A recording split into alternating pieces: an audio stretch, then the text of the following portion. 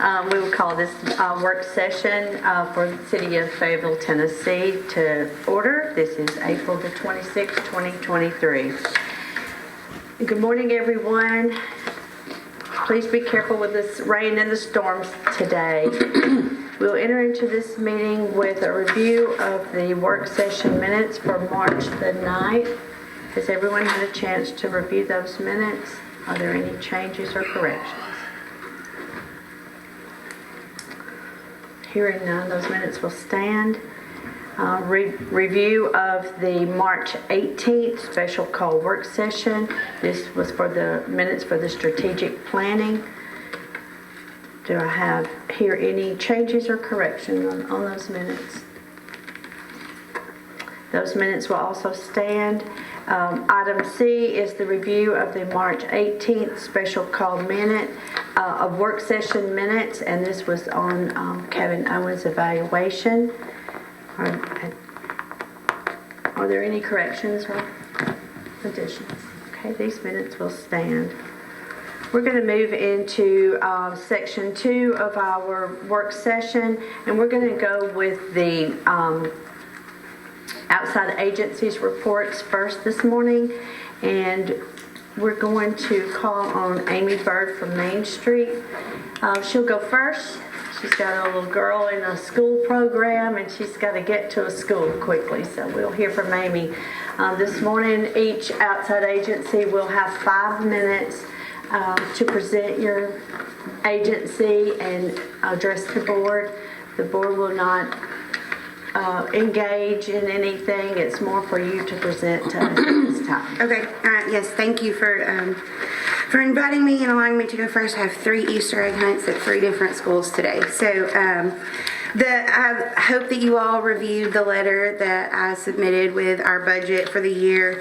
I did want to update a few things on that. We are receiving the Tennessee Placemakers grant for $25,000. So there's a 10% match, so we will pay $2,500 out on that. And it will go towards improving our food and beverage industry. We can choose 8 different businesses and or property owners that want to be part of the food and beverage industry or who are current owners. And so hopefully after we get through Sahlberger, we can get that contract in place and get moving on that within the second quarter. We have an update on our office space. And that's one of the biggest increases to our budget this year is the cost of rent and utilities. I think it's a $9,000 increase within our budget.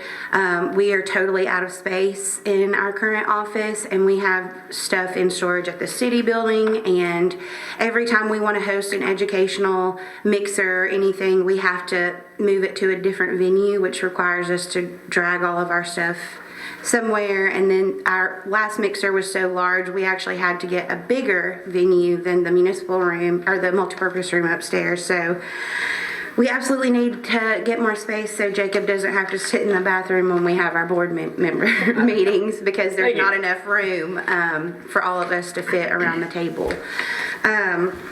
That is, and obviously, with that $9,000 increase, we are going to work to get more memberships. We have just crossed the $26,000 threshold in memberships. So, and that's all over the county, not just downtown. But all of the feedback that we've gotten from our members has been very positive.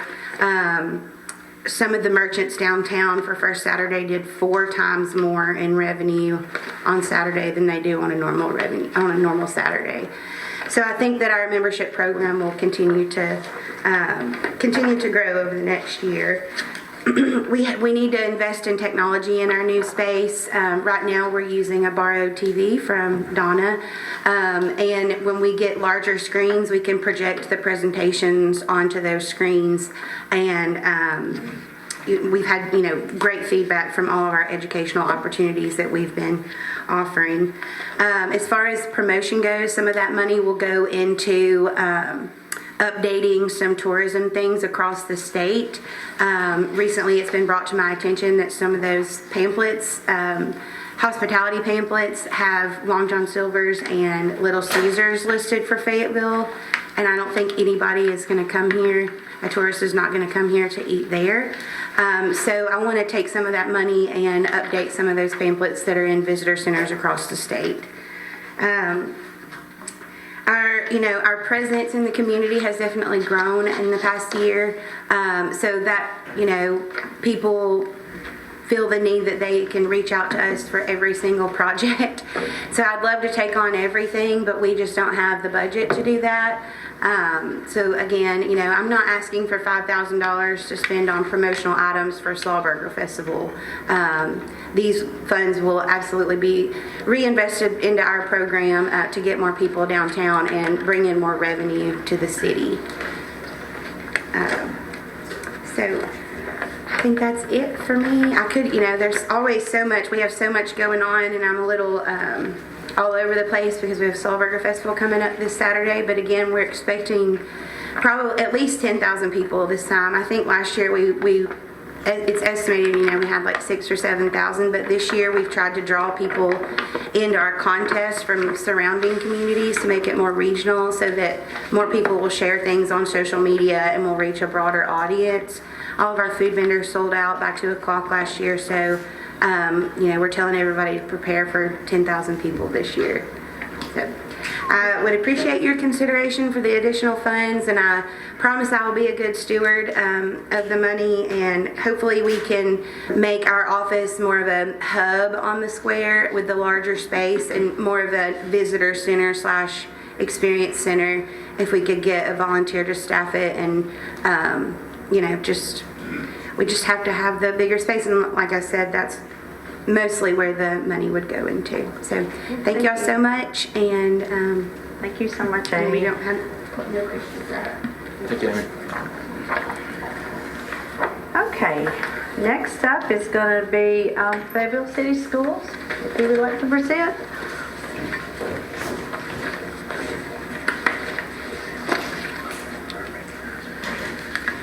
Good morning. I brought Lisa Williams with me since she's our CSFO, and I'm going to turn it over completely to her. She said, please don't do that.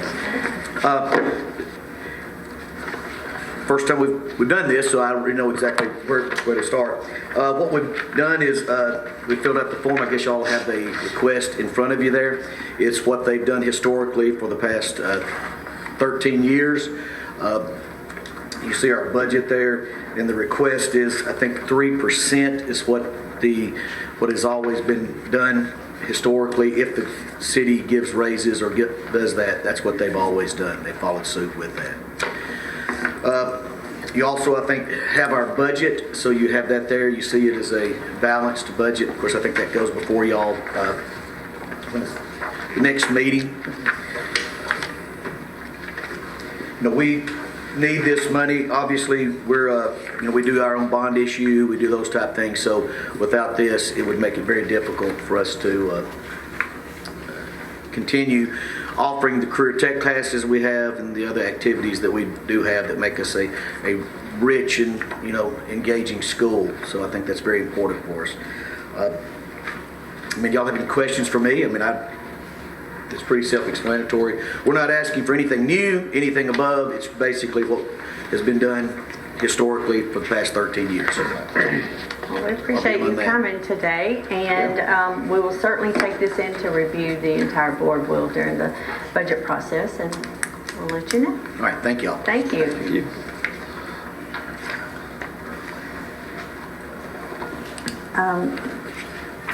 Imagination Library.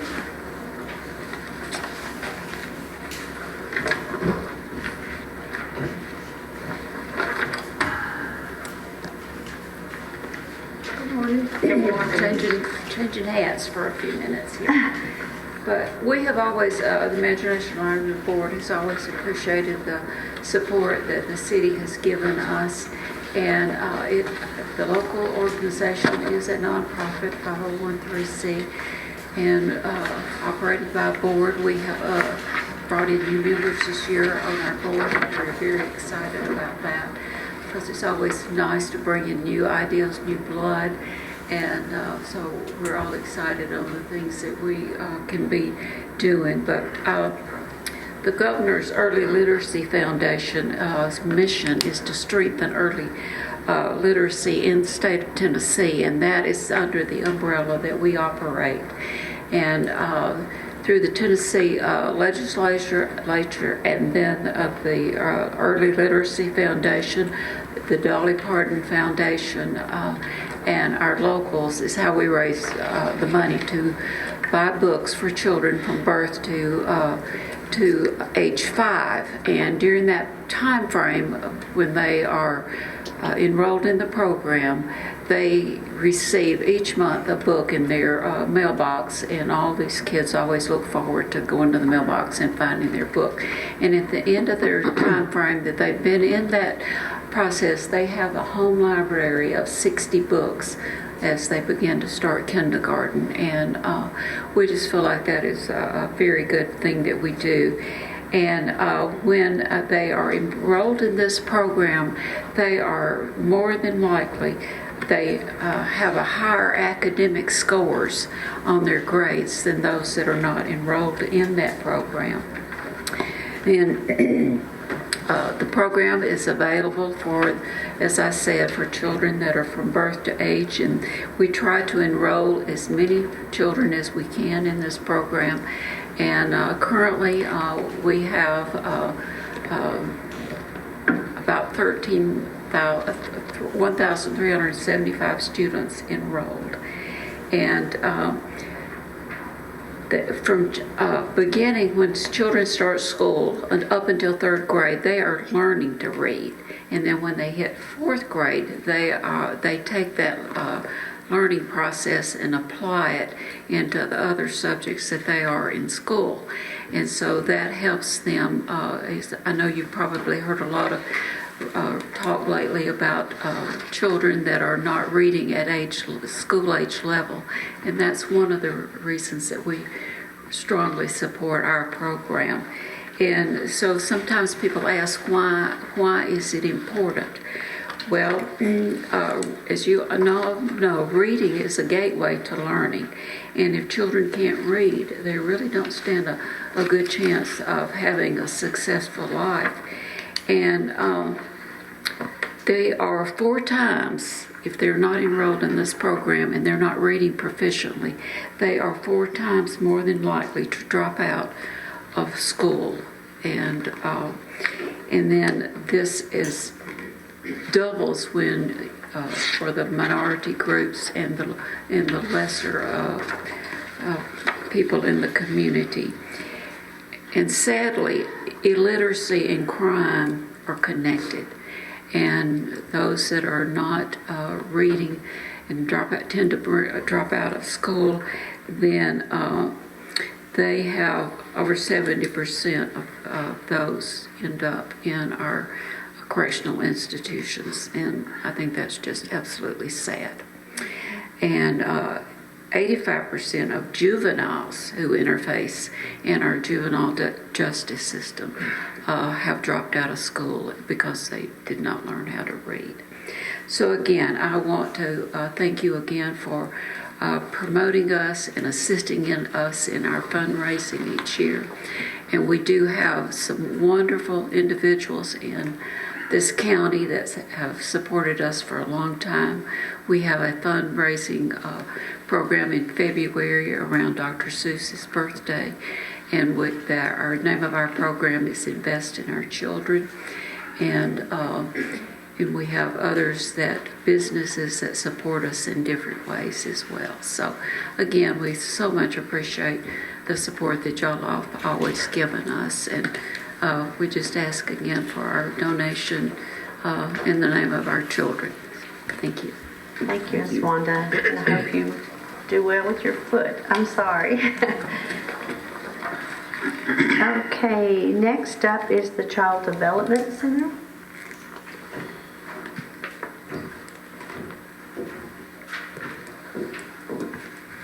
Good morning. I'm Teresa Winnett with the Child Development Center. Thank you all for having me here to tell you a little bit about our program this morning. The Child Development Center just celebrated 50 years of service to children last year, so we've just this April are moving into year 51, so very excited about that. We opened in 1972 in Bedford County, and we moved here to Lincoln County in 1985. So we've been serving children a long time and very proud to be here and continue that service. To be eligible for the Child Development Center, a child must be between the ages of birth and 3 years old with a qualifying developmental delay or disability. October 15th, we began serving children beyond the age of 3. Now, they must be eligible between the ages of birth to 3, but if a family elects for their child to stay in early intervention, they may remain there for an additional year. So they can stay with us until the child turns, until the school system opens after a child turns 4. And just this week, the governor proposed to add an additional year to our services. They would still have to be eligible birth to 3, but if it passes through the legislative branch, then we will be serving children up until the school system opens after children turn 5. So this has given families the option of holding their children at home, daycares, wherever a typically developing child would be, until kindergarten, which will be wonderful to have that opportunity. So what is early intervention? Early intervention has changed a lot in the 50 years that we've been in existence. We now serve children in their homes, in their daycares, with grandparents, wherever that family is, wherever that family goes, that's where our early interventionists go. We not only work with the children, but more importantly, we work with the parents. We empower them, we give them the skills that they need to help their children succeed in their everyday routines. So we work with families during bath time, meal time. We go to the park, we go to McDonald's, we've been to Walmart. Wherever that child goes during the day, that family feels that they need some assistance, or they would like to see skills improve and a child be able to better participate in an activity that their family engages in, that's where we go. We're no longer a 9-to-5 operation either. We have families that we meet 7 o'clock in the morning for breakfast, and we have children that we meet in the afternoons at the ballpark. So we have a very flexible staff here in Lincoln County and across our 11 counties of service. And so we're able to help those families where they are because we want what the children learn to be functional skills.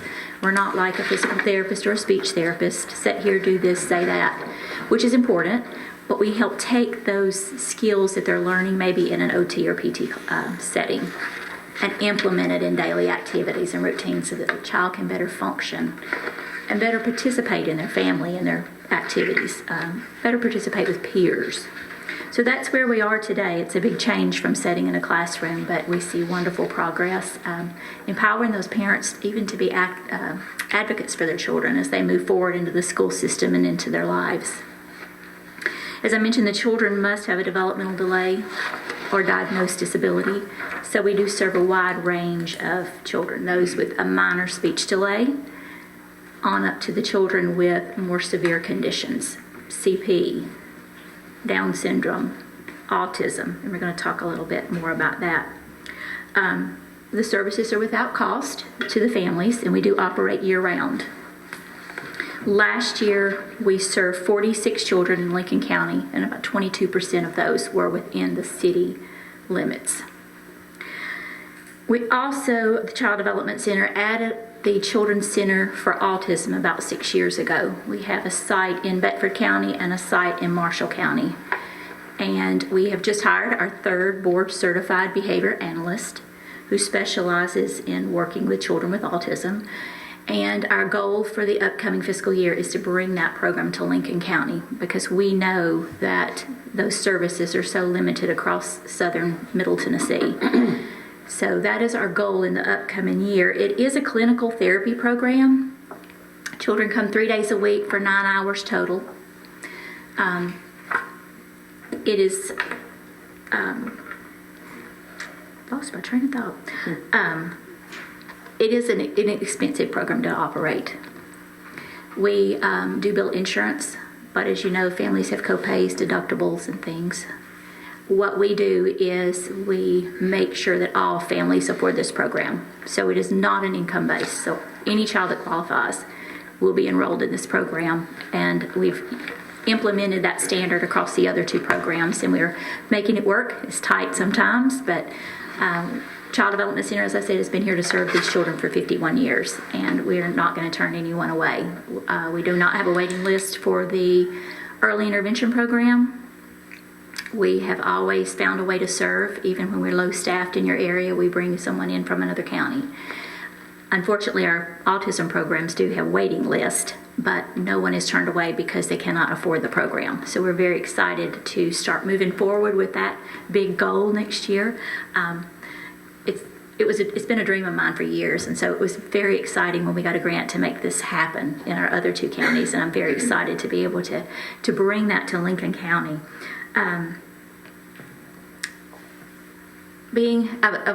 Ironically got to come up after the representative for the Imagination Library, and she gave you some wonderful statistics on early learning, and that's not just children being able to read. But at this age, at birth to 5, birth to 3 particularly, the brain is developing in a human being faster than at any point in our lives. So if we can identify these children earlier, as early as possible, give them the resources that they need, help their families with resources.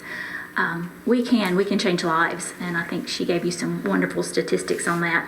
I do have in your paperwork that you received, for every dollar invested in early intervention, there's a $7 return to your community, and that's a low ball. I've read it up to 13-15%, and I won't go through the statistics on even success and future of an adult when they get the right intervention at an early age. Our request is the same as last year. It will help support travel costs. It will help support startup costs for the Children's Center for Autism. We'll need some public awareness, child find for our early intervention program, and also for our Children's Center for Autism. So we appreciate once again you considering our request, and thank you for your years of support. Thank you so much for coming today and for the information. It's very helpful to us. Well, I've been here 25 years, and it's been a nice journey. So Yes. we see wonderful things happening. Thank you. We have some wonderful programs in Fayetteville. Coming up next is the Industrial Development Board, if anyone is here to speak. Junior's House.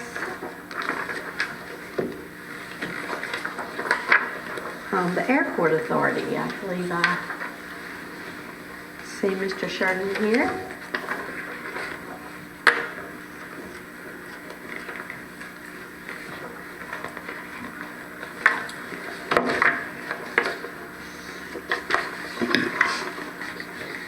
Good morning. My name is Walter Sheridan. I'm the chairman of the Airport Authority here in Fayetteville. We're asking for $49,012 for our fiscal year 24 budget, and that's as shown in our budget that we have approved this year. Our budget consists basically of 2 parts. One is the operating budget, the other is the capital improvements projects budget. The operating budget just does not change much from year to year. It's basically the same thing. About the only effect it has is if there's something unusual that comes in the way of expenses or revenue, but mostly it's just inflation.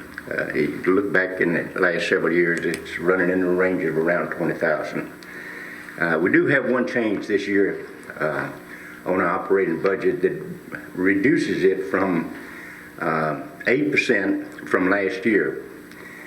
And that's because working with the Division of Aeronautics in Nashville Department of Transportation, we were able to get some COVID relief money through the ARPA fund to relieve a debt that we have with a local financial institution here in town. That debt was created as a result of us building hangars on the airport. Hangars are revenue producing projects, so rather than asking the city and the county for matching 5% grants that we have been getting from the Division of Aeronautics, We simply finance that because we increase the rent to the fixed base operator and we recoup our money, the 5% money on that. So the city and the county this year gets a reduction of about 8% on the operating budget. The other part of the budget is the capital improvements, and it does vary considerably from one year to the next, depending on what type of capital projects we need. It may range anywhere from $100,000 or zero in some cases, up to over $1 million. In 24, we have a situation with the runway lights. A couple of years ago, we lost the runway lights, the taxiway lights on the airport, to the point where we had to put out notices to airmen when they come in that the taxiway lights will not be lit. This is because the system that was put in over 20 years ago, somewhere between 20 and 25 years, is direct burial cable with transformers underground in no containers. A couple of years ago, we did change the ones on the runway and put the cables in conduit, put the transformers and the light fixtures in canisters, changed them from incandescent or halide lights to LED lights. Made all the difference in the world. In the last couple of years, we have not had any lights go out, any troubles with those at all. At the same time that the taxiway lights were put in, the runway lights were put in. So they are over 20 years old now. The engineers at Division of Aeronautics tells us the average age of direct burial systems is about 7 years. We're about 3 years beyond that.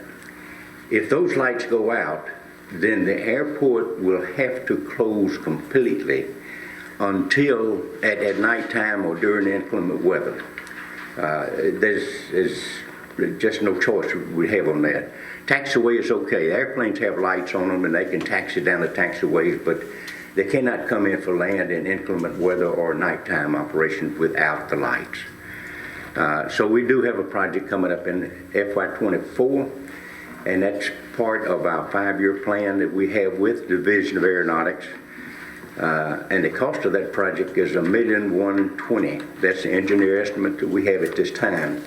So we're asking for the 5% matching local funds for that grant, and that comes to $56,690,000.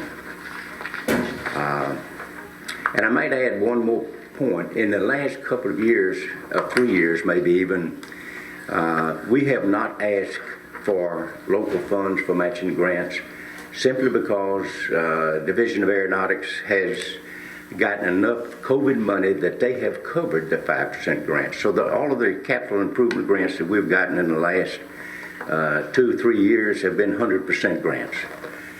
We feel very fortunate about that. We don't know that the Division of Aeronautics is going to cover that 5% grant until we ask for and get the grant approved. If they do approve it, which they have, then we hold the money that we have requested from you, the city and the county, because we've requested it before we request the grant from Division of Aeronautics.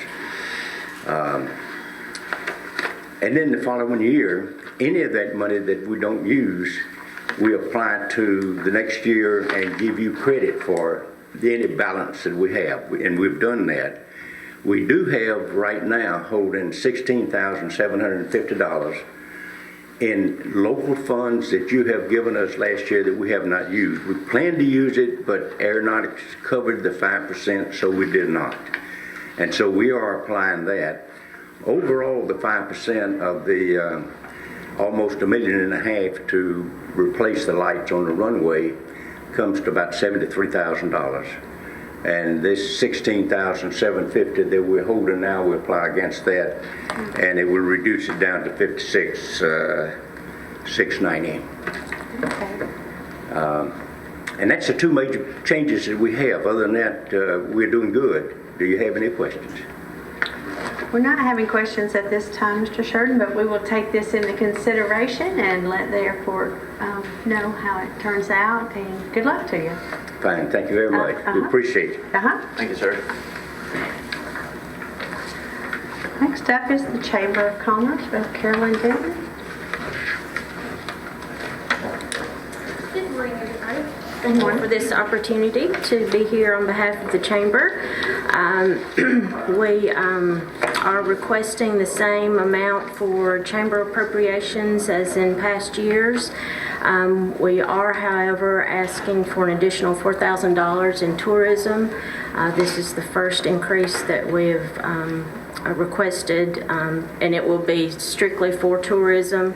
Currently, Lincoln County as a whole is ranked 45th in the state, and I think that we can increase or lessen that number. We want to go up or down instead of up in this case. But with state and local taxes generated by tourism, it's saving Lincoln County households $150 in state and local taxes each year. So that would increase that number as well by having more people to come into our community and spend money, which is the goal. We also see that Tennessee Tourism is investing more money in rural tourism, trying to get people off the interstate and into our smaller communities. And as the destination marketing organization for the state tourism, I'm able to apply for grants. And with these additional funds, I would be able to request more, and we could do more projects regarding tourism. And it is a matching funds grant, so that would double the amount. So we have a lot of great assets here in our community, and we just need to make sure everybody knows about them. Also, in the budget is Hamburger Day on the Hill. This is a match with the county. This money is dedicated just for Hamburger Day on the Hill, which we appreciate some of you going up with us on the 29th. It was a great day, and everybody was really excited about Lincoln County coming up to Nashville. As far as Stonebridge Park and Music in the Park, we're requesting, and this number fluctuates every year depending on the season for Music in the Park. This is our 12th year for Music in the Park. The amount also includes a fee for the Civil War Trails marker that we have at the park, and so that's something that we have to pay every year. The Stonebridge Park account is a separate account from the chamber. This money does not intermingle, so it's strictly for the park. And concerts are scheduled now this third Thursdays, May through August. So we're looking forward to having everybody to come and enjoy Stonebridge Park. Host a Christmas Pass, like Stonebridge Park, is a separate account. The donation that you give us of $2,000 every year is used strictly for Host a Christmas Pass, and that is the same amount as past years.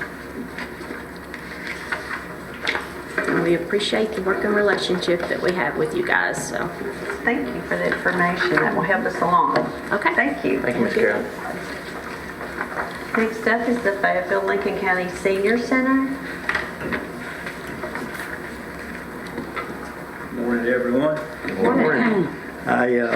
I'm here to represent Miss Henrietta Tower, who is the new director at the Senior Center as of last summer, so she's probably not familiar with, well, I'm sure she's familiar with most all of you, but I want to give you a little bit of things that she has done because I think she's the catalyst to a lot of the growth that's taken place there at the center. Of course, the center is open from 9 to 1 each day that's not a holiday through the week, and some of the numbers that she hands out to us at board meetings is in units. And in May of 2022, there were 942 units, and in March of 2023, there were 2,315 units. So what a unit represents are activities that the center attendees take part in. So it's growing very much so. There's regular activities each and every day, card games, board games, pool, exercise classes, Tuesday, Wednesday, and Thursday. The first and third Wednesday are line dance classes that are free, and then the second and fourth Wednesday is a country music dance that costs $5 per person.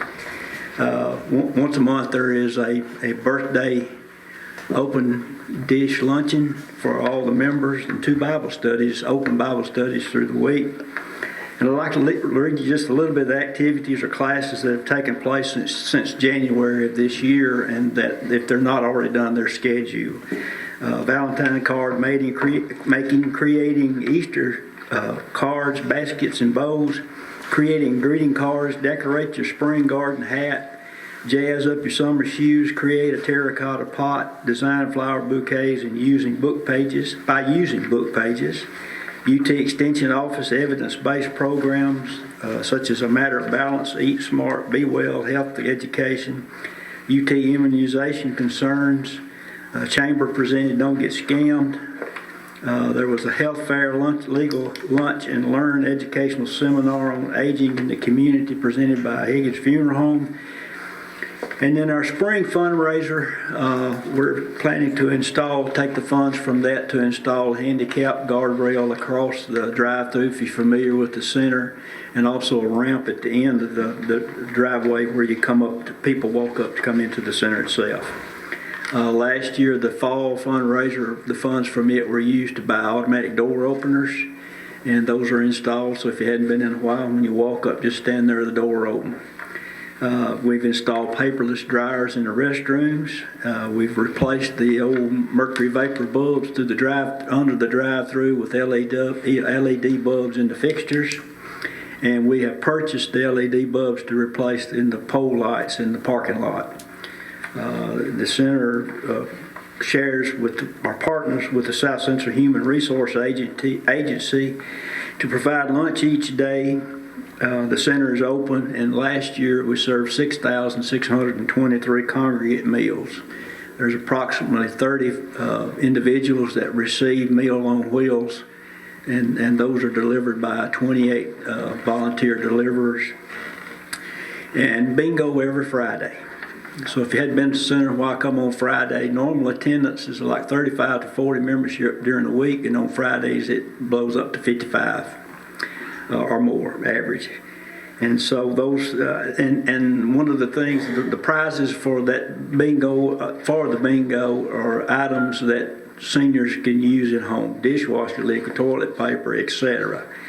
And so those items, we got a list, I think all the way through June or July, of people who have volunteered to give those prizes. And I just want to read some of the Lions Club, Higgins Funeral Home, Area Vac, Mayor Hartman, Malina Home Demo Club, Farm Bureau Women, NHC, and a lot of folks I'm sure I am forgetting. But the center is the term would be blowing and going. There's something going on there each and every day. If you hadn't been over there in a while, take opportunity to go. Thank you so All right, much. thank you. Thank you. Hey, Ricky, somebody had a fall the other day. Yeah. How's she doing? Is she doing better? As far as I know, okay. I talked to Henrietta Tuesday, whatever day it was. Yeah, okay. I was just making sure. Well, I'm glad you mentioned that, because in the wellness class that Ethel Bonner from the Ag Extension Office presented, tells you how to handle yourself when you know you're falling. And she got up and she said, I remembered what to do from that class. So I thought that was excellent. I appreciate you bringing Yes, it up. sir. Classes help a lot. Yeah, So yeah. I just want to check on her But as well-being. far as I know, okay. Good deal. Yeah. Thank you. And if not, I'll let you know. Well, if you see her, tell her I asked about her, please. Okay, sure. Thank you. This is a very important community to our city, so thank you, Mr. Pierce, for presenting there. And I do enjoy sponsoring bingo there on First Fridays, so it's a really fun time and a heartfelt time. Next up is Crime Stoppers. Do we have anyone from Crime Stoppers? I just wanted to, we wanted to tell y'all how much we appreciate your consideration, and if y'all ever have any questions, just to let us know. We'll be glad to answer anything that we can. Thank you. You ain't committed no crimes, have you? I hope not. Not that I know of. Thank you so much. South Central Human Resource. The Humane Society.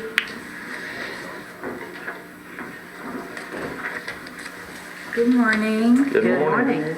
My name is Hannah. I've been before you before, but I'm presenting on behalf of the Humane Society today.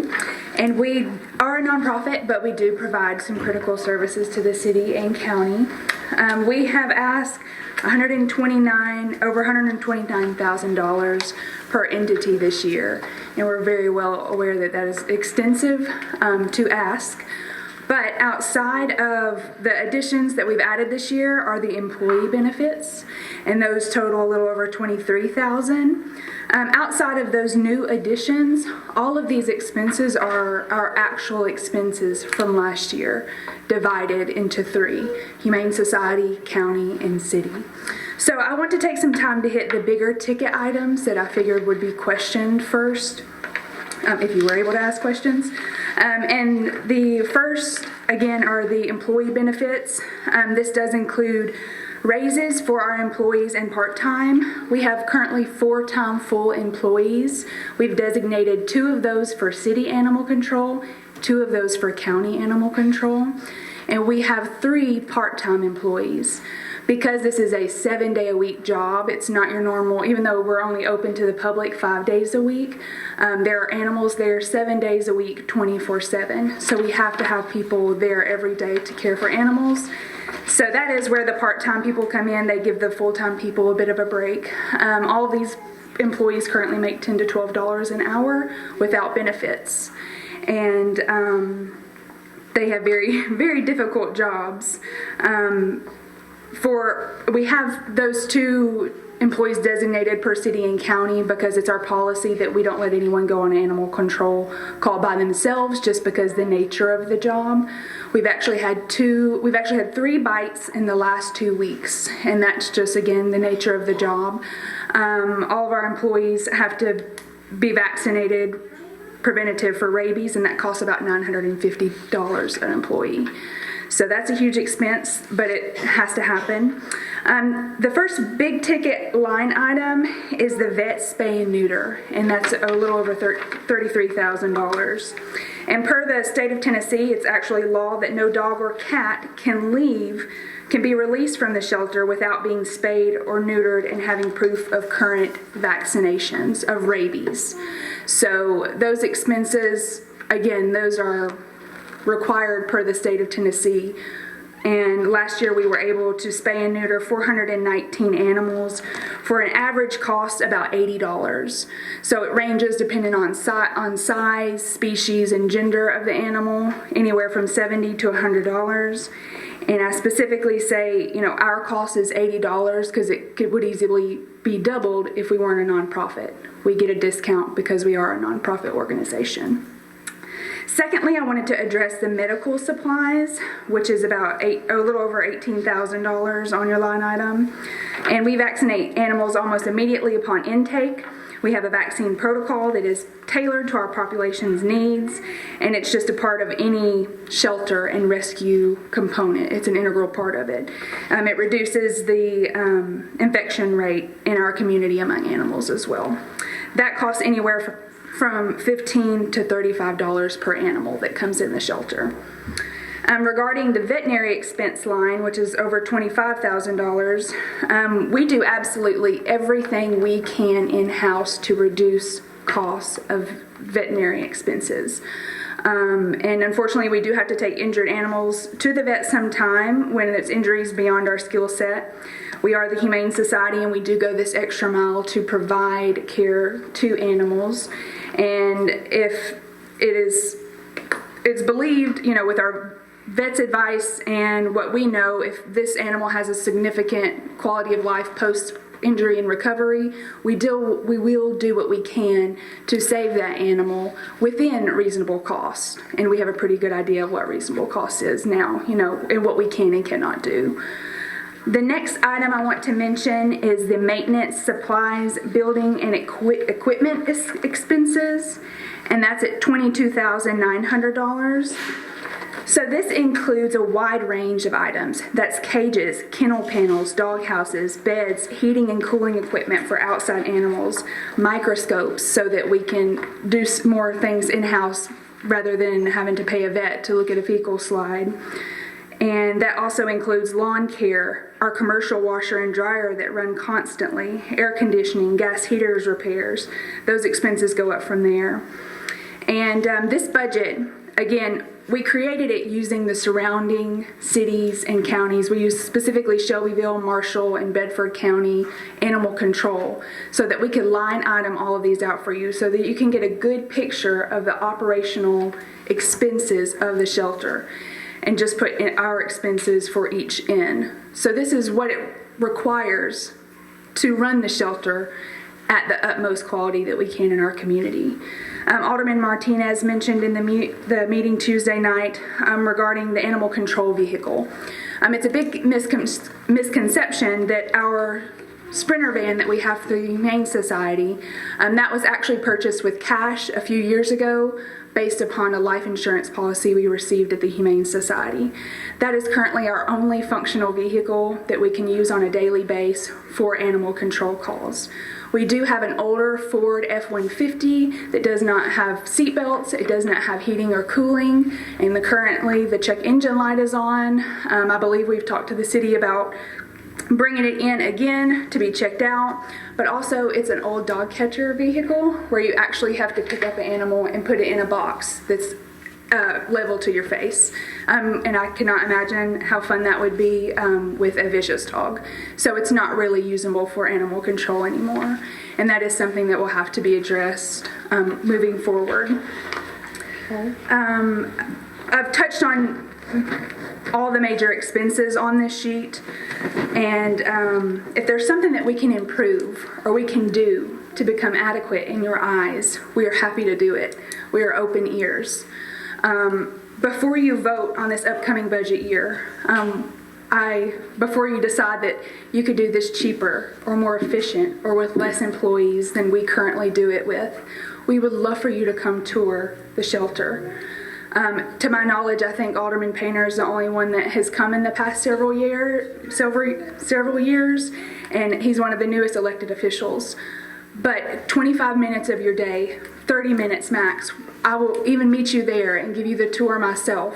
I'll introduce you to our new director, Laura Bryant, and I promise it will make an impact on your decision. I think that Alderman Painter can testify that it is an eye-opener when you go and you see the facility and what it's looking like. So, Okay, thank you all for your coming time. Yep. Thank you, Ann. Thank you.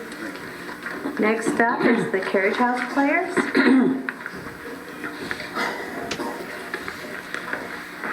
morning, everyone. Good morning. Good morning. I'm Sarah Jo Pierce, for those of you who may not know, and I'm currently treasurer of the Carriage House Players. And we have been your and our hometown theater group since 1987. And due to a lot of hardworking and dedicated people, we've been able to financially support our group all these years. We did early performances in churches and schools, and most currently at the Fayetteville Lincoln County Museum. Several years ago, we decided to make a concerted effort to find a home of our own. And we were able to raise funds, and the opportunity to purchase the old Fred's building just off the square came about, and we purchased that building for $280,000, of which we had $100,000 to pay down. And our intent was to complete a remodel to provide an event center up front and a theater in the back. And we were going to do it in 2 phases so that we could do the event center, have it there to rent out for events, reunions, whatever, meetings, whatever that may be. And we thought probably that we could even do 1 set plays to refinish our funds and then go on and build the theater in the back. And that was in 2018 that we purchased it. 2019, we began searching for grants so that we could do this. And we had several grants out there through South Central Tennessee Development District and others. And then COVID hit, as we all know, in 2020. And I think those requests got kind of pushed aside somewhere. And of course, I'll be the first to tell you that I know almost nothing about writing a grant, and sometimes I think it's maybe which bear to poke to get some results. So all those things have kind of been put on the back burner. And initially, we were advised that we should approach the city and the county governments to request a one-time contribution of $50,000 to help jumpstart this remodel. And that, as you all know, was put on the back burner too. COVID kind of messed up a whole lot of us. So that is still the initial request, and that is our request today. And I'd like to say a little bit about Carriage House Players, because so that you know that we can be financially stable. We do 4 plays a year. There's a group called Voices of Carriage House that is a spinoff from Carriage House Players that do musical productions. We always have a Christmas program. We have a drama camp in the summer that's for students between 8 and 18. And presently, we have received a small grant to do that. This year, we will be able to have paid instructors. We will do acting, writing, makeup, technical services of sound, whatever, all that. And Mickey Johnson has put paid instructors for that this year. So we think we're going to have a pretty good drama camp, and it's always been good for our youth to have something else to do. Of course, we have memberships, which is a mere $15 for a family membership and $10 for a single. So that's not asking not very much at all. And we have sponsors for our plays, ranging from $25 to $100 per play. And we have a lot of gracious donations from other people that would give a little bit more and up and above that. Of course, our ticket sales are really good for our plays, where they're well attended.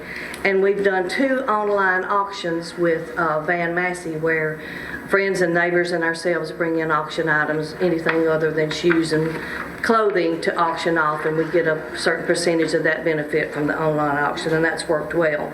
We've worked the gates at the Lincoln County Fair. We've participated to get our face and name out there with Host a Christmas Pass, Slawburger, start to say Friday, but it's Saturday now. And again, all our volunteers work really hard and to be successful and good stewards of our funds. Of course, I'm asking you for funds, but I think as Carriage House Players, we can provide a lot for our community as well. We can increase our tourism. We can increase people spending money for supper before they go out to a play. And I think that we're good for our downtown area. And it's a wonderful asset that could bring tourism to our area. It's another family-friendly source of entertainment, as well as providing increased education of the arts for our children. And whatever you can do to assist us in this, to help jumpstart us again, now that we've kind of been circling the wagons, as you might say, just waiting for something to happen, that we would certainly appreciate it. Thank you for your time. Thank you so much. Thanks, Sergio. The Fayetteville Public Library. I know Ms. Murr represents every quarter, so we have heard her speak before. The Fayetteville Lincoln County Arts Center.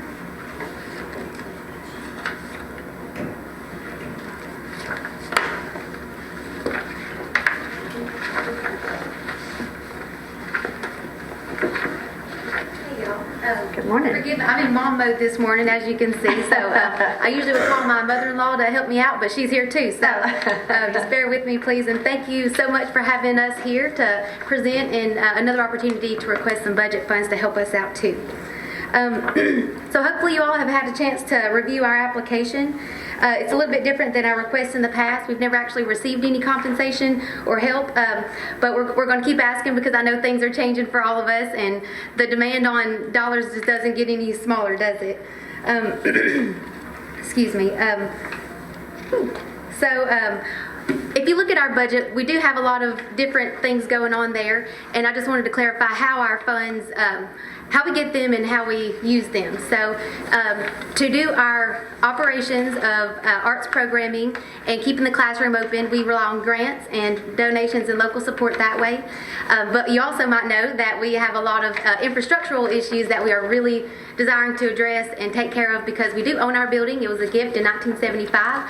So we want to take care of it and keep it forever, you know. So the Arts Home has a place to call home, and we can just keep running the programs that we love to run and not just have to keep putting into our building to keep it going. So that is what we're trying to do right now. In January and February, we finally got our roof and gutters, and they're working fantastically. That's been a tremendous asset to moving forward until we learned that the gutters and downspouts didn't actually mitigate the water entering the building on the north side as much as we hoped it would. So now I'm addressing that. I'm meeting with multiple contractors and even Mr. Plunkett with the city who's going to come out because our property line is so close. It's hard to just say, let's go for it, you know. And there's also electrical and stuff that runs through that little alleyway, but we are trying to address it in full and do it the right way on the outside of the building, not just a sump pump on the inside. But that is basically our main project right now and what we are specifically going to use the funds for if we are granted them. Because again, our building is vital, it's crucial to what we do and how we offer our programming to the community. And then you'll also see in our application that you know, there is a lot more on the docket for what we want to accomplish with our building. Our gallery upstairs is not climate controlled, so we have a seasonal opportunity with that, which means from the months of May to, September and almost October, we just can't use the gallery because it's just devastatingly hot up there. We do have 2 studio spaces that we rent out to draw income, but we have to close them too because they're up there and it's hot. So our next goal would be to climate control the gallery with ductless mini splits, which have been the most reasonably affordable option of all the contractors who have come out and quoted those jobs. So that will be our next goal. So any money that we happen to have coming in to build up our building fund from our fundraisers and different areas of support, including these requests, that's what that's going to go to next once we accomplish this water problem. And forgive me, I'm skipping around a lot, but just trying to cover it and observe everyone's time constraints as well. So in the budget that I submitted, I put a very modest and ignorant $10,000 as what we hope to be able to afford this water problem fix with, and I don't think that's going to be high enough to accomplish it after finally meeting with some folks, but I had to submit this packet before I had the opportunity to meet with anybody who could give me some data, and we still don't have numbers because we've got hoops and loops to jump through again because of those property lines and the electrical, so we've got a lot of work to do and a lot of meetings to have before we'll have some numerical data on what this project is going to look like. Basically, I'm going to have to add to that on our end, but of course our request is still the $8,000, as it will dramatically increase our building fund and enable us to work towards this project. And so let me tell you about what we do at the Arts Center and why it's so important that we fix this building. So our classroom is downstairs, and that's so our building, like a lot of them around here, are half down under the ground, and half upstairs. And so water has been getting into the building through the foundation for years and years. I became president in 2019, my sidekick. And at that time, they had just, the city actually had just put that little roadside barrier type thing, built it up a little bit, I don't know the technical terms, and poured a little concrete, and that helped a lot, but there's still a puddle about the size of this in a torrential downpour, the round spot right here that will get into the building. So we're, mopping it up. We've got a dehumidifier that runs constantly. We use mold mitigating essential oils in the air to make sure that the air is healthy enough for our patrons to come in each week. And so far we've not had any, health complaints or anything because we take really good care of the space, but it is a problem. It's a concern. That's a lot of work for our senior employee who is paid for by a grant as well. So being able to keep our classroom space functional and in high quality, not just, nobody's sick yet, that's good, is very, very important to us, especially since we can't use the gallery year round. Let's see, so the IAC, which is our weekly offering, Tuesday, Wednesday, and Thursday, we're open 11:30 to 5:30. Anybody can come and do art for free. We have 5 stations that advance from beginner to intermediate to advanced. and it's a great, great, great opportunity for young people to be exposed to the arts because the county schools don't actually have arts programming until they get to high school. I know Miss Jeannie, who teaches at the high school, she sends little feeder programs into the feeder schools that teachers can take advantage of, but it's not an actual program. And I think a lot of folks could agree that arts are incredibly crucial to the developing mind. I know my little talker here, making wild sounds right now. She loves going to the art center, and she's 2. And it's amazing what she's come out with the ability to do, just being exposed at this age. And I know that all the families that have come, they leave feedback for us on our little sign-in book, and it's just amazing how it has truly improved the quality of life for patrons and residents in our community who didn't have the opportunity before to come and do art for free at that. You know, free is very important, so that's where these grants come in. And again, all of our support that we raise, our fundraising and our contributions that we seek goes to our building fund currently, so we can improve our building and keep it going so we can do these activities. And at present, excuse me, the IEC offering that we do weekly, we started it last April, and so we have a sign-in book, and I've never signed in even though we go all the time because, you know, I'm there usually to do some work too, so I forget to sign the book, so I'm the worst person to advocate for the number of people who have signed in. But to date, we've had at least close to 400, but I know it's over 390 people have signed our book, and that's the Guardian, not the number of kids that are coming with those Guardians. So that ranges from 1 to 7 that I know of weekly that come to our facility to do art for free. So, and of course, some people can leave donations, but not everybody can, and that's the point, you know, of having these grants. So it has been a very, very vital program that we've been able to implement, and we don't want to stop because it would devastate the development and growth of a lot of young people and families at that. Just hearing what some grandmamas have to say about getting to bring their kids, it's just wonderful, y'all. And I would wonderfully encourage and invite every one of you to come by and check it out sometime. I'll personally give you a tour of the whole building so you can see what we're dealing with upstairs and how hot it can be this summer, so you know what we're trying to work towards, because we're all volunteers. We are not giving up on what we're doing. It's our mission, and we long to do more of the mission work, not just, you know, sweating trying to figure out how we're going to fix the building. So let's see. I believe that's covered everything I want to share, and I would like to entertain any questions somebody might have. We're not discussing that right now. Sure. We'll meet back and review all of this. Thank you so much. And Yes, thank arts you. is a very important to our community because Yes, thank not you for everybody is an athlete. Not everybody can Amen. play sports. So we need other avenues. Thank you so Absolutely. much. Thank you all too for everything that you do. I want to say one thing, Jen. A couple of years ago, Jen actually fed first responders and helped with a big dinner. So I wanted to thank you. I never had a chance to actually thank you for that. So thank you so much for I that. still think about it. Yeah, we Thank you appreciate it so much. Thank you. Thank you for what you do, David. Thank you. Next up is Tennessee Backroads. South Central Tourism Association. Count Blunt. I think I see a friendly face out there. Morning. Good morning. Of course, I think most of you know I'm Randy Delap with the Camp Blunt Historic Site Association, and I guess this is our first official time to come to you to ask for a request. Y'all have been very good to help us over the last few years with a lot of things, and in talking to Kevin, felt like it was a time that we would come and make an official request, and so we've done that. The things we've asked for, y'all primarily have already been doing for us, but this will just be a kind of a lump sum for our volunteer days, which is the first weekend in October. This year will be our third one.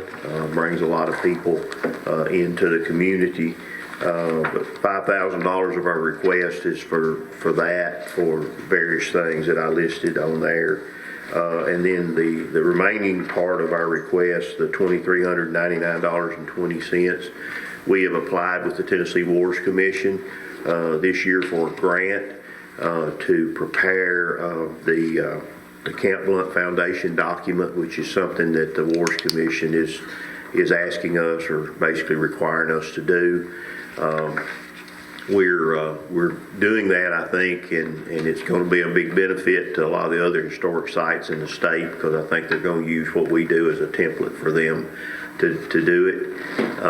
But Jill Rail is preparing that, and like I say, we got $16,976, and we need a local match to finish that out. So our total request is $73.99.20, and we would certainly appreciate y'all helping us with that if you can.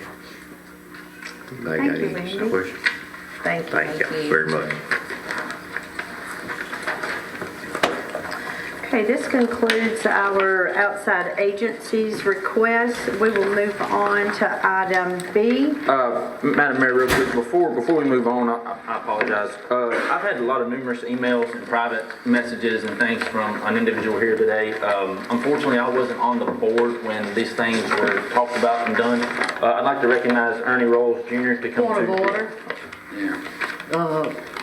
The chairman was the only one to recognize people. The chairman. Okay, the chairman can only recognize it, also That's the right. aldermen can't recognize it all? None whatsoever? I believe I'm right. Is that correct, Mr. Chairman? I think so. We're running the meeting, Mayor. Okay. Does he think so, or does he know? He knows. As far as that goes, you know, he advises us on what is ordered. So, not being on the agenda today, we will continue on with item B. I apologize. That's fine. I requested to be on the agenda for about the last 6 months, so we can. Thank you. Okay, so item B is the public hearing to rezone the property on Green Street. This came before the board last month, and this will be a public hearing prior to the meeting on Tuesday. Item number 3, and this is our department reports. First up is Mr. Plunkett from Public Works.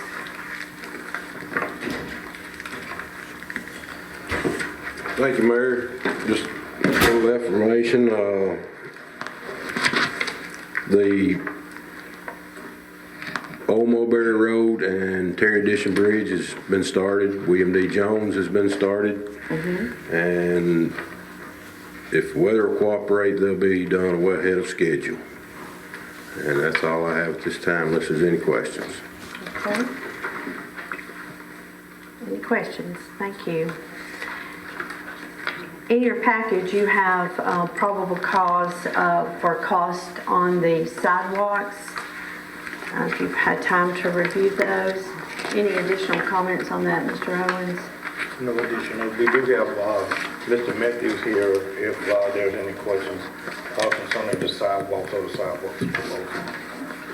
Any questions for Mr. Matthews? And also, there's an updated probable cause at your desks also. And then the second item would be the procurement proposal. And that's included in your package also. And we'll move this on to Tuesday night to vote on this. This is for Croy Engineering to assist with the downtown project. They will help us with the bid process and also the construction services. Are there any questions on that? Okay, if not, we will move on to the next item, and that is the police department. Chief Pendergrass? Thank you, Mayor. First item on the agenda is the COPS grant. I'm going to let Commander Templeton brief you on that, and then we'll look at the resolution.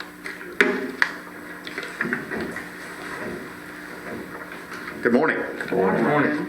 As of March 8th, 23, the Department of Justice opened up a solicitation for $20 billion nationwide community policing hiring initiative.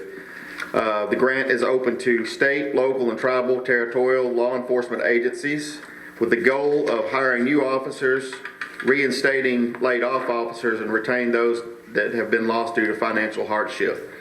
There are 225 slots available for this grant.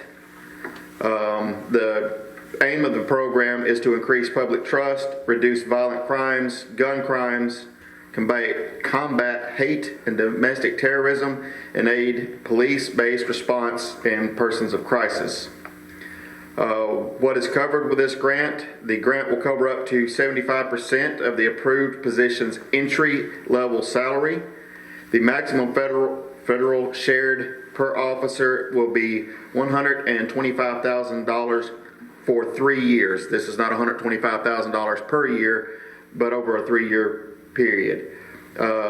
This will include fringe benefits not to exceed that $125,000 3-year cap. It is a 25% matching grant.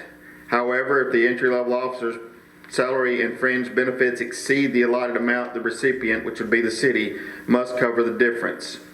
The agency must retain the funded positions for at least 12 months after the 3-year contract. A waiver may be granted for this 25% match if the recipients can show some form of financial distress. The initial registration for this grant application will be May 4th, and then the following application will be May 11th. Failure to meet these deadlines could result in a loss of eligibility. The funds cannot be used to intentionally lay off officers and bring them in. Supplanting is forbidden. What is not covered, regardless of salary, will be overtime costs, training, travel, equipment such as uniforms, vehicles, weapons, severance pay, and hazard pay will not be covered. Allowable fringe benefits such as Social Security, Medicare, insurance, health care, shift differential, and these are allowable. Social Security, Medicare, insurance, shift differential, and retirement plans and holiday pay. I asked Ms. Owens to come up with some figures, or I gave her some of what we have invested in new officers, and she has some figures. You have those? Okay, she does not have those this morning, but we're seeking permission to apply for this grant if possible. As we spoke in finance, this is nothing holding us to this. This is just them applying with a yes or no, can they get it, and then we would vote later on if we're for it or not. And I'm understanding that it's all across the state that this application is going to, right? Well, this is actually a nationwide, so Okay. there's 225 positions available, and that's going to be nationwide. So it's going to be How many? 225 available nationwide. So it's going to be very competitive. Okay. So we're not really even if we push it through, we're not even promised we'd even get any. Correct. Yes, sir. All right. Any other questions? Thank you so much, Thank you. Toby. And we would be asking for 3 positions in that grant. Item number 2, a roadblock request for the American Legion. This would be Huntsville Highway and Wilson Parkway and Winchester Highway and Thornton Taylor on May 6th. That was just for information only. Item number 3, we've received a mutual aid agreement with the Winchester Police Department. What this does is says if they have a disaster that we'll commit to sending one officer to help them. If we have a disaster, they commit to sending an officer to help us. Of course, we'll send more if we do. If there's mutual, if it's a tornado that affects both cities, then we take care of ours and they take care of theirs. And I recommend that we do enter into that agreement. The Governor's Violent Crime Intervention Fund grant. This is the formula-based grant, $136,000. It has moved to contract, so we were awarded that grant. This is the money that we are going to use to purchase body cameras for our officers. And last month was a very, very busy month for the police department. Needless to say, the tornado was first on the list. I am very, very pleased with the response of every organization in this city, from public works to utilities, the police, the fire, the assistance we got from the troopers, the county deputies, EMA. Everyone worked together, and this was one of the most smooth running events I've ever been associated with in my law enforcement career. I was very, very happy with the response. We participated in mock job interviews at Lincoln County School with the seniors. A very successful event, very worthwhile event. So I wish I'd have had somebody done that for me before I got out of high school. We participated in a disaster response to a traffic accident at Fayetteville High. This was a mock drill witnessed by the seniors. The whole purpose of this event was to show them what can happen, and it was a deterrent that they wanted to show these seniors before prom to keep them from drinking and driving. Very worthwhile event.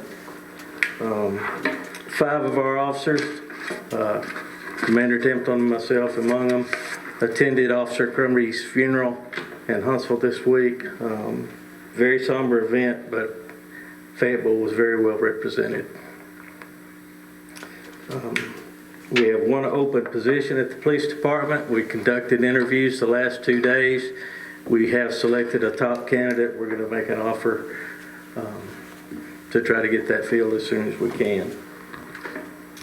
I'm working on an awards and commendation general order for the police department. This will be a way that we can recognize the good efforts of the officers. We can provide them with ribbons and medals that they can wear on their uniforms. We hope to have that completed here through the next couple of weeks. We have a gentleman who has donated some gym equipment. We have a treadmill, an elliptical, bicycle. We're setting that up in the basement at the police department to allow our officers to have a space that they can come and work out. Very generous donation. This is a retired officer from Huntsville who happens to be my best buddy. He came in and rode with the officers, and that's one of the things that they told him that they wanted. So we're trying to make that happen. The Southern Weekend of Art event was scheduled, I believe, for September. That has been canceled, so we can take that off of our obligations. We have 2 new community watch requests. Commander Cassess will be meeting with 2 different groups so we can try to get 2 new community watch neighborhoods started. And our explorers have started training. We've got some young people that we've brought on the Explorer program, and they have started their training, and we hope to get these guys on the street as soon as we can. Thank you. Thank you so much. So we'll be moving on the, Pam, is this correct, the mutual aid agreement and to accept the governor's grant. Yes, ma'am, and the resolution as And the well. resolution. Okay. Moving on to the fire department, we have Chief Kimbrough here. Thank you, Mayor. Good morning. First thing on the agenda is going to be the Cascade system. Need to replace it. Anyone that does not know, the Cascade system is what fills our SCBA bottles that we use for fighting fire that's on our back. The quote I'm recommending is for $56,000 from NAFCO. We did have, I think you do have on your iPads, your second quote to see also. Next up is I just want to report that we received notification from Firehouse Subs that we will not be receiving that grant. We missed on that one. So we're not going to receive that one. That's the one that we were going to replace the 32 radios with. Also, we're in the process of hiring 1 new employee. We did just promote 1 to engineer, so we will got it posted now, and we'll be doing interviews probably into next week to the first of the after that. And other than that, that's my report. Any questions for Chief Kimbrough? Thank you. Okay, thank you. Parks and Recs Department, Director Carter. Good morning. Good morning. The first item I have on my agenda is I have a group that is wanting to put a bench up at Stonebridge Park at our local, at the log cabin. I have Miss Cindy Kite here, and I'd like to let her step up and give a little bit of history on that, background for that, please.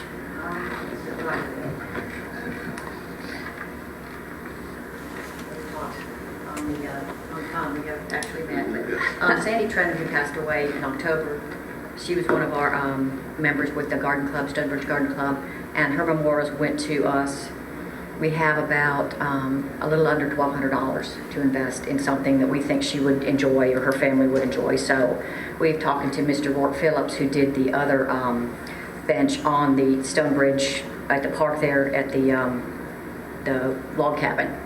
So we would like to put another one on the side facing the pond under the porch, because it would be wood, and it's going to be carved from one log that he's going to prepare for us. So it'll be aesthetically pleasing and something related to the garden club, or something that would be nice for the community to use.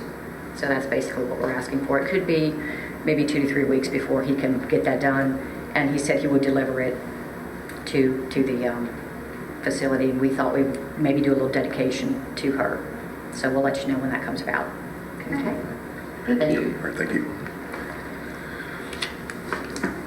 Our electrical work at Don Davidson Park, the power wires from the lights to the control panel have been connected. Right now, we're still waiting on the transformers to come in, and we're also waiting for the internal parts for the control panel.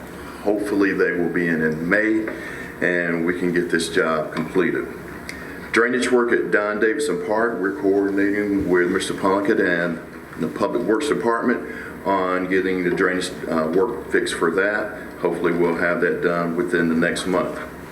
Our concrete bollards, they have come in, and Monahan Construction will be placing those at S.J. King Park next week. Our Lee parking lot update, I think we've gotten everything completed on that. So right now we're coordinating with the street department to get the work completed on that, and hopefully we will have that done in the next couple of weeks. Our spring sports update, baseball will be starting on April the 17th. We started soccer last weekend. Unfortunately, the first game that we had was rained out. Hopefully they can get started this week, but it's not promising. Our strategic plan, me and Mr. Owens, we're having a meeting on April the 20th, and this is just an information meeting, and we're looking to coordinate with the Lincoln County government on possibly partnering for a strategic plan. Park damages, we had a few trees that were blown down. I would like to thank Mr. Plunkett for helping us out getting a couple of those fixed. We had one that had fallen on the log cabin. Luckily, we had no damages done there. We're in the process of getting looking at our insurance to get quotes and get the tree up. And other damages, we avoided a few. We had over at our pavilions, over at the farmers market, we had all the tables that were blown out, but no damages there. So luckily we avoided that. And also with our baseball fields, we're getting quotes. We're just waiting for the adjusters to get with us, and so we'll know when we can get that work completed also. Moving along, there has been proposed at our committee to put a sign in front of the Recreation Center, and that would be a sign for messages. And we can display things that are happening within the community, what's going on within the Recreation Center, and we would think that'll be a plus for that. And we're looking to get quotes on it, and we have gotten with Chris to make sure that everything is appropriate as far as regulations are concerned, and hopefully we can get that done. Our scoreboard complex and net installations, scoreboard has been connected partially. We are running a generator to power that right now. We're waiting with the city, actually city school system is handling that, and hope to have that done here very soon. Pool house painting. Excuse me. Waiting on weather. As soon as the weather cooperates, hopefully next week is looking good, and we can get those floors painted. Our Stonebridge Park repairs, we are, like I said, we're waiting on just from the insurance adjusters to get back with us on that so we can get those done. And our Easter extravaganza, which we were having today, we postponed that until next week because of the weather. Hopefully we can make it through and we'll be able to have that done next week. Okay, any questions? Brian, I'm sorry, Kevin. No, go ahead. I drove by the other day, and I don't know, maybe Mr. Bill back there can shed some light. The sign at Fayetteville City Middle School. I know Alderman Allen said it was broke. That one has been fixed. They've all been fixed. So if that's a path that they want to go down with, I think I mentioned about possibly giving us one or something at one time. I believe. I think at least that's what I think Mr. Bryant was saying the other day. But other than that, that's an option that we can go down if everybody on this board is interested in doing that. So. Hey, Mayor, can I make one clarity comment? Yes. Mr. Carter had mentioned about the April 19th. At this present time, we're just going to seek information. The committee, the Park and Recreation Committee has also been invited, but we're just going to listen and seek information to bring back to our committee.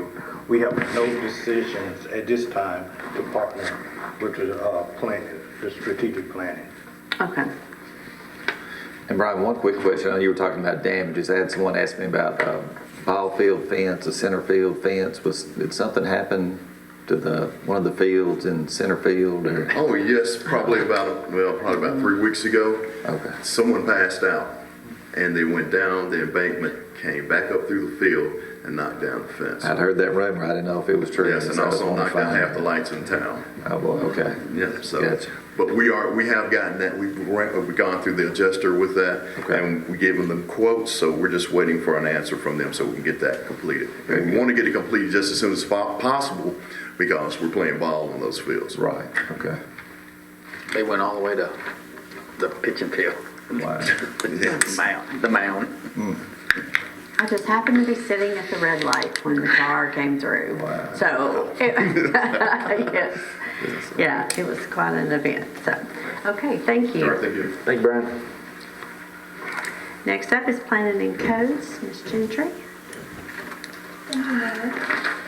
The first item we have on the agenda is ordinance 2023-05, rezoning the Green Street property.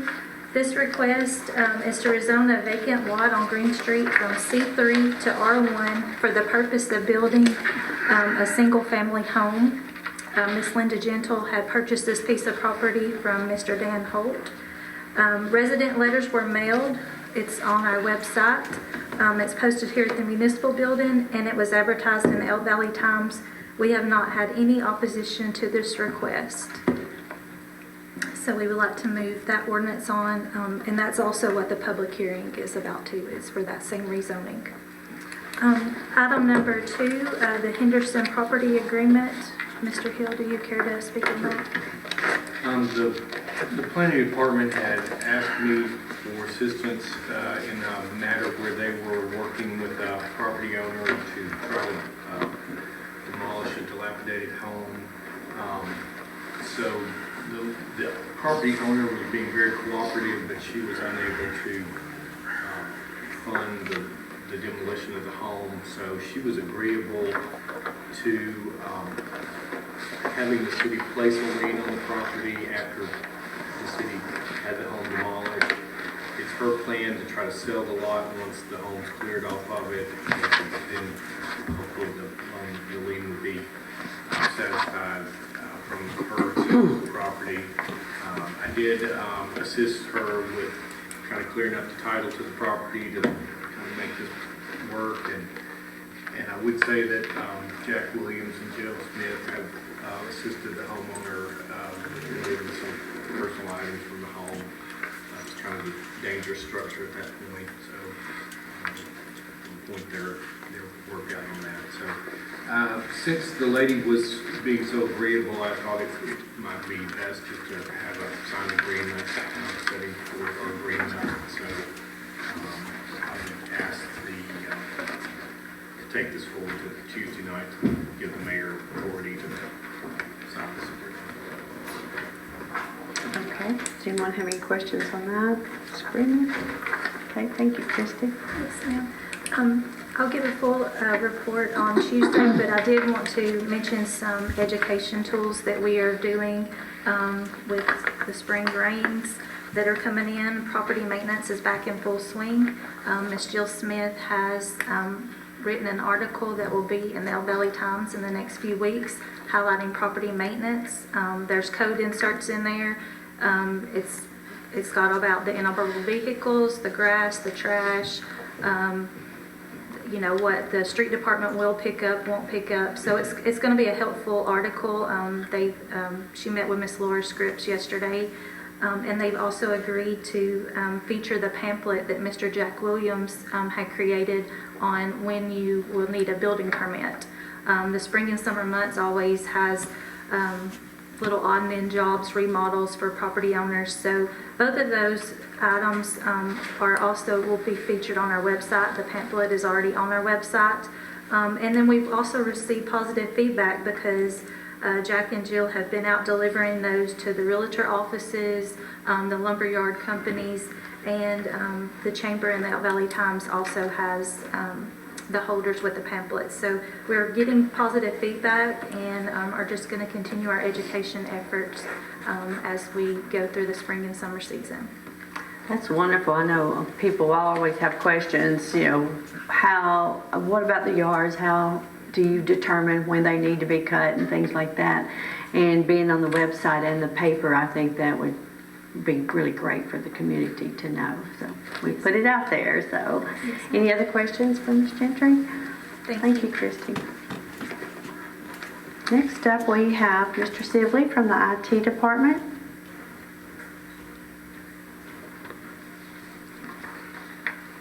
Good morning. Good morning. What's that? Hey.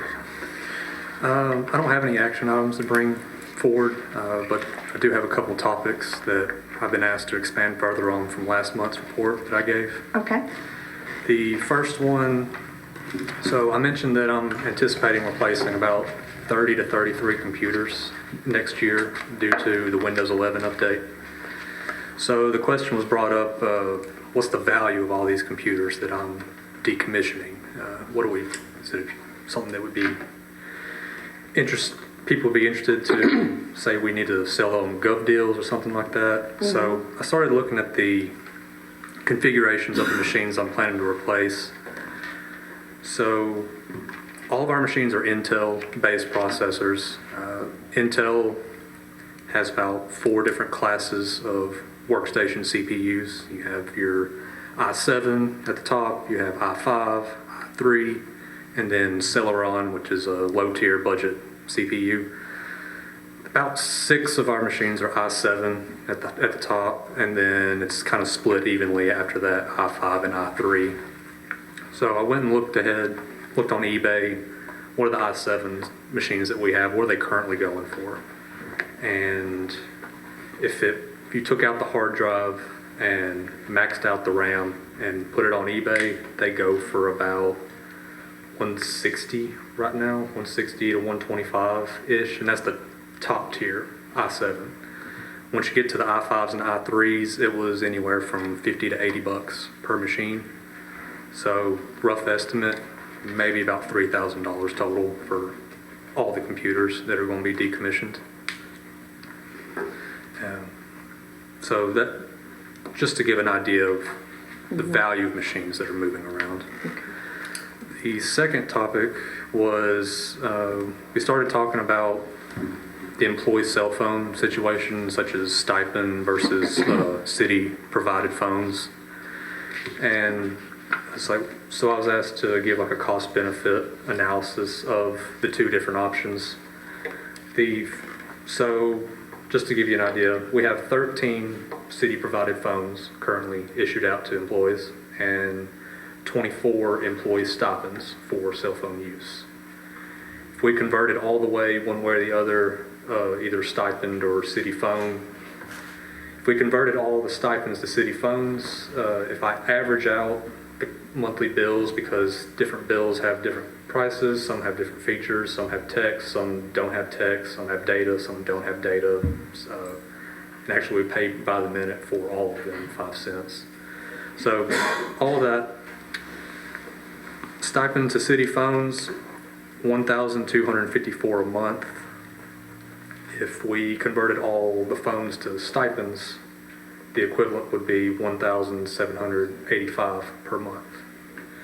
But you also have to take into account that we have 24 stipends. We would have to get 24 phones also to counteract that.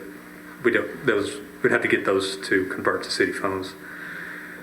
If I got a 4-year-old iPhone, which would be a iPhone 11, that's like a 2019 model, I think you can get them for about $100 each from Verizon, so that's another $2,400 that you would tack on to the city phone option. Me personally, I wouldn't want to get a 4-year-old phone. I'd like to get something semi-new. So if I got a 2021 model, which would be a iPhone 13, these are all base models, that would be $350 per device. So we're talking about $8,400. So just to give a 1-year summary for the two options. New total for first year with iPhone 11s would be $17,448. Total for first year with an iPhone 13 would be $23,448. Yearly total for all stipends is right in between those two options with $21,420. So there's not a huge difference financially in my eyes with going one way or the other. So really just for me, it's just personal preference. Some people like to have the second phone. Some people don't like to deal with having a second device to carry around. So to say that financially we can't afford to do it, it's just a preference for the employee, I think, at this point. But there was another issue that was brought up, and that is with the fact if we have an employee that leaves. Someone was mentioning what's the risk involved with people using their personal phone, because it was brought up that, hey, even if my password doesn't get synced up with my device, and even if I'm not currently connected to our Exchange server to get emails, all those previous emails that were pushed to my phone, those will still remain there. And if there was ever some sensitive information on one of those past emails, hypothetically, let's say the HR employee she leaves, but she's been handling sensitive information with each employee. She handles social security numbers and insurance information, all of this, and that would be on her personal cell phone still. So at the time, I knew this was a feature, or I had the ability, but I'd never tested it before. So I can now confidently say any device that I've put an Exchange City email account onto their device, I do have the ability to go into my admin control panel and push an instruction to the device that would completely wipe that device. I would never want to do that because people have lots of important information on their phones, but if there was ever a situation where we let someone go and they weren't playing ball with us, they're like, I'm not bringing my phone up there to make sure that my email is off. I'm doing whatever I want with my phone. I do have that ability. I'd hate to have to use that, but I showed our city administrator, Kevin, that I had my laptop in front of me and my iPad, and I just clicked a button, and 5 seconds later, this iPad just showed the Apple logo, wiped itself, and then came up with the hello, welcome, like completely new. So there is the ability to wipe these phones if it was ever needed. So with that, you'd be wiping their personal information as well, It correct? would be everything on the phone. Okay. Like I said, I would hate to have to do that. Just wanted to understand that. Yes, ma'am. And so that covers the topics that I was requested to expand a little further on. This is also the time of the year where I'm doing my disaster recovery testing for all the backups that I have on PCs. And I mentioned that I was trying a new kind of scenario. In the past, I've done a one-to-one replication where I need to bring up our domain server. I have a machine to put a domain server image on. If I need to bring up the PD, I have another machine that I put the PD server on. So if I need to bring up 6 devices, I would have 6 machines to put backups back onto and restore.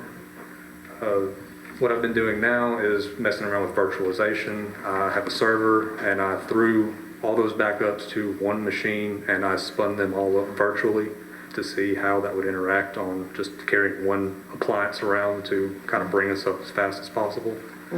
And currently, I can confirm that it does work. it may not be as fast as having a dedicated machine, but the data is there and it can be manipulated for whatever purpose. Like if we had to get payroll going, I can spin all that up virtually and get the information out that needs to be gotten. Okay. So that was pretty cool to find out that I'm able to virtualize a lot more than I thought I was able to. And secondly, once I wrap up with the disaster recovery stuff, I think I'm going to set up 2 additional workstations in my little lab area to kind of serve as a employee training center if there's ever a need for someone to sit down and kind of go over some stuff. In the past, we've sort of just stuck people in our conference room with laptops to kind of go, but sometimes the conference room is being used by a meeting or something, so this would be a dedicated spot. It's also right by us, so if there's ever any questions with some kind of software, we're right there, and we never mind people being in our office to begin with. So that's just kind of an idea I've had, and I think I want to work on building up a couple computers for employee training purposes there. Other than that, I'm happy to report the new way I am backing up our emails is working out as planned. I have the ability to individually restore emails if possible, whereas before it was a all or nothing thing. There's just a offline file that I'm hoping will have what we needed to restore back, where now we have daily backups of all emails and I can individually go through and restore something if something was accidentally deleted now. And one other thing, I've given our police chief access to our city Facebook due to the storms we've had the past 2 weeks. He wanted the ability to get information out to the public in the fastest manner he possibly could, and I think like Facebook is very easy to get something out there, text-based. Like I said, he just pulls up his phone, puts in, and he can get some road closure here, tree down here, stuff like that. And that's about it. Also, I'm looking for replacements for the iPad cases. I think they've served their time well. Thank you, sir. They're a little worn. Any other questions for them? Zach, can I see you after the work session to talk about emails and things? I got to get mine fixed. Absolutely, no problem. All right. So that might be something that the alderman would discuss is, which way we would want to go on these phones at some time. So we would let you know on that. All right. Okay, thank you. Thanks, bud. Next, we're moving on to our finance department. Ms. Owens? Owen? I can't get that straight there.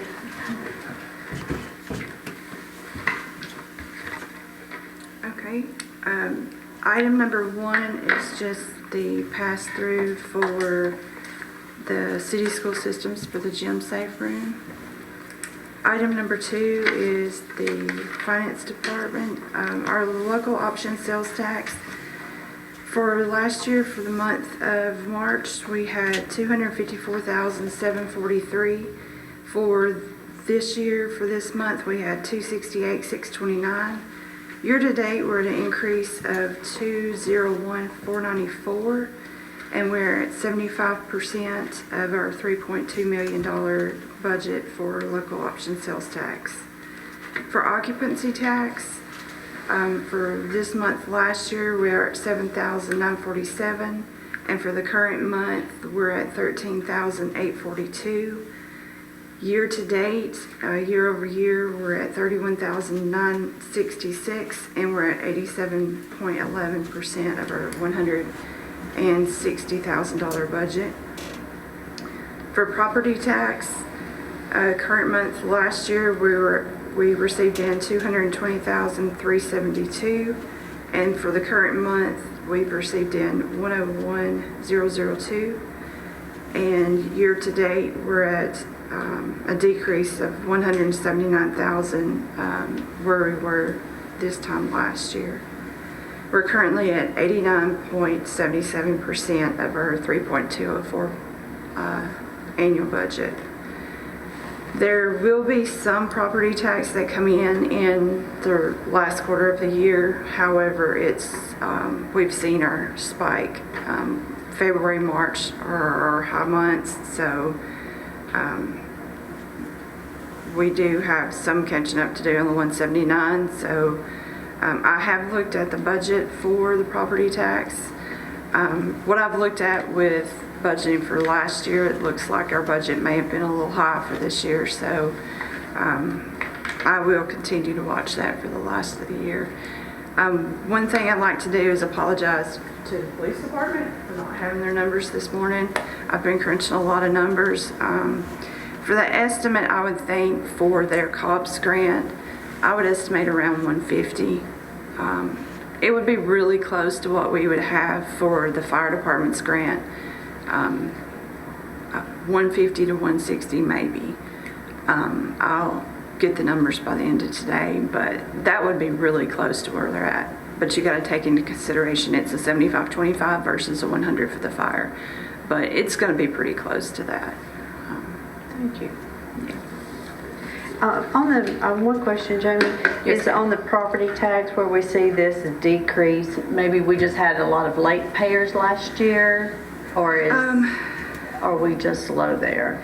Well, this is compared to actuals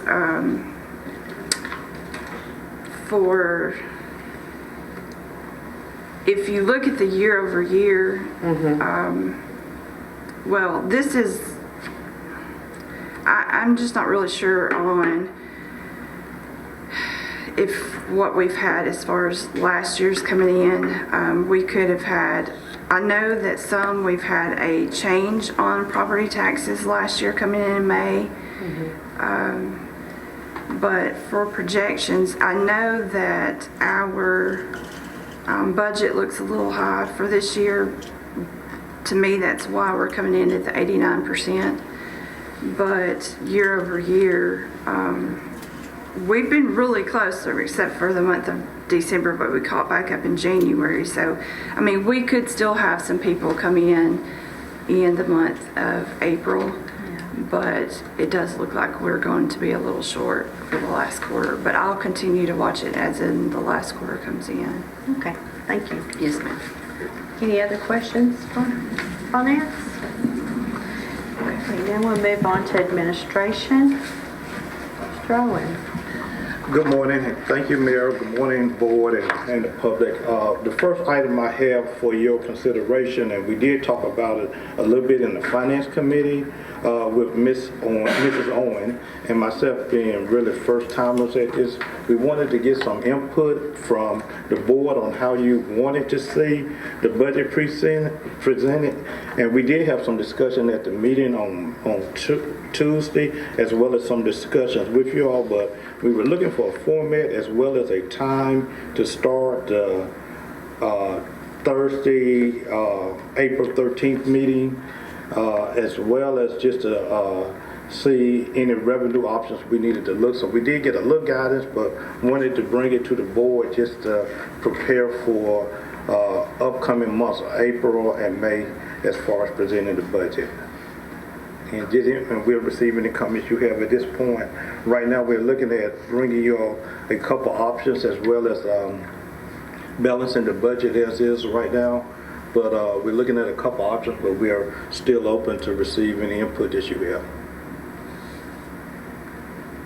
And you don't have to give it to us all right now.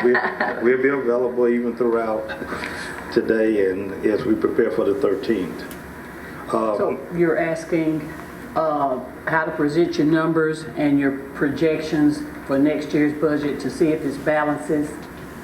Yes, ma'am. I guess my question is that we did a lot of work over the weekend and crunched the numbers and felt comfortable with the numbers, but just trying to Jamie has had different experiences in presenting budget as I have. I have had different experience. So we were just trying to get a historical format of what this board was used to, so we can know how to present, and just guidance on things you all wanted to see. Well, I'm used to 3 options. Okay.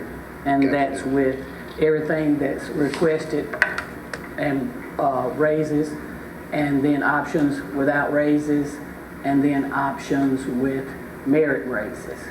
Let's see those three and how it pans out, because looking at these numbers for, looking at the property taxes and things, I'd like to know how that's going to pan in with your balancing. Thank you. Noted that, yes. And I guess I do have one more question. We do have the 13th, but we do not have a time. We anticipate that it's probably going to take at least a few hours, but what would be an appropriate time on Thursday to meet so we can publicize that, advertise that? Anytime's good for me. I'm good at 4 or 5, whatever y'all like. I think 5 o'clock is a better time. As long as I ain't working, we're good. That's just So my 5 opinion. o'clock. Yeah. Gives everybody a chance to be here. Okay. And you supper. And Mr. Owens, one thing that we talked about in finance the other night was you and Jamie sitting down with each department head and really, I know they've given you all their wants, and for y'all to kind of go back through that and see if there's anything that's really not necessary right now to break down further by talking with them. Right. That we want to see that part done too before we get to that meeting. Okay, yes, sir. Mr. Owens, you and I have spoken before also, and what I am used to is I would like to see it presented to us of during your meetings with the department heads, what they requested. Not anything extravagant, what was on their wish list, but what they felt like they needed. Present that to us, and then present to us what you would recommend as far as what they ask for, what you feel like is we could accomplish. And then from there, we would have to come up with a balanced budget. So that would be how we're going to pay for this, how we're going to accomplish this budget, and then you would end up with a final budget. So I'm used to three budgets. Thank you. Okay. Any others? Thank you. Noted all concerns. My next item, which is number 2 under administration, we do, department heads have been working with reviewing and revising the personnel policy. Right now, what you have before you is a portion of what we have done this year. It's going to be a process that will go throughout the year, and we look at that presenting you a portion every 2 or 3 months. So at the end of the year, it won't be just flopped on you, so you all will have a chance to look throughout. Today's portion is the first 4 sections. It looks at clarifying a lot of what was obligated or what the part-time personnel versus the full-time personnel with benefits, and it also offers a potential no-loss day in substitute to a national holiday that the employees would like to be considered. So as you review those are some of the things you will see in there. Did I cover everything, Pam? Okay. That's very good, doing it in stages because it's a lot to take in at one time and consider. It's a lot, and we're under the leadership of Pam and Ashley on this one, but we're really expecting by the end of the year just to have this as an agenda item and just be able to get your opinion. So you will see probably about this 3 more times before we get to that point. So hopefully it won't be just overwhelming. Thank you.